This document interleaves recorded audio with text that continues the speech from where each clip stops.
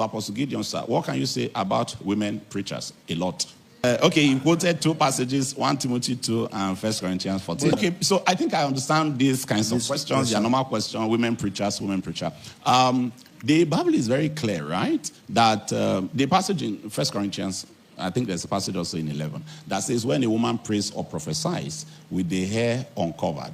So it means that the Bible envisages that women will pray and women will prophesy. Yes, but every woman that prayed or prophesied with her head uncovered dishonored her head. And it talks about when a man prays or prophesies, isn't it?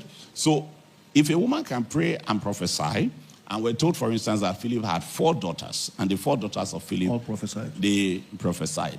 I can imagine that they were not doing private prophecy or, prophecy in the kitchen, that kind of thing. That probably wasn't what was going on. I think the real issue that the Bible deals with regards to the place of women is not whether women can participate in these activities. Because women are legitimized to preach the gospel. When Jesus said, go into all the world and preach to every creature, he wasn't talking to the males. He was talking to believers. So what really this question is about, really, the only area of contention is not whether women can preach or whether women can prophesy or whether women can, exercise any of the gifts that the Holy Spirit gives in that sense. The real thing here is eldership. So when you are talking about who is the elder in charge of a church, like the bishop, the presiding bishop, who is in today's language, sometimes it will be a language of overseer. Who is the overseer over the thing? That's an administrative role.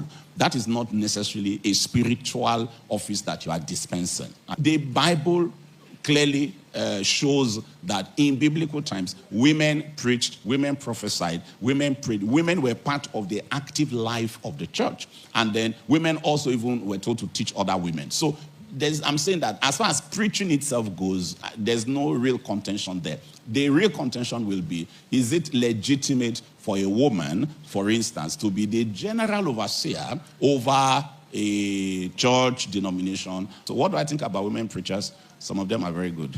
If a woman is a prophet, it means that the Holy Spirit has given this woman the gift of prophecy. And the Holy Spirit wouldn't be doing that if it was not to be used, because it's not a natural ability. So in terms of manifesting and utilizing the giftings that the Holy Spirit gives, men and women within the church, there's no distinction. But when it comes to administrative issues, that can a woman be the GO over a ministry, for instance, that is where real doctrinal contention exists, not whether a woman can preach or not. So what do I think about women preachers? They are good ones, they are terrible ones. Just the way you also have good preachers, men, and terrible preachers that are men. Is that okay?